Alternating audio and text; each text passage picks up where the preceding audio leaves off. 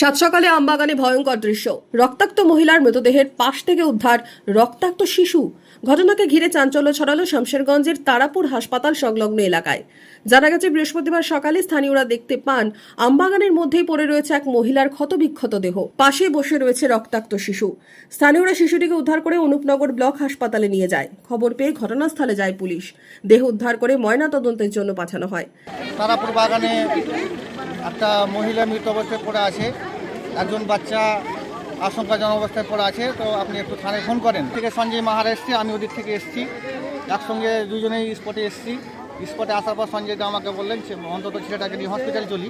আমি সঞ্জয় দাকে বললাম যে আপনি ছেলেটাকে নিয়ে যান। ক বছরের ছেলে ছিল ওটা? বাচ্চাটা হবে ওই 2.5-3 বছর হবে। বাচ্চাটা বেঁচে আছে? তখন আশঙ্কাজনক বেঁচে ছিল, যখন হসপিটাল নিয়ে যায়।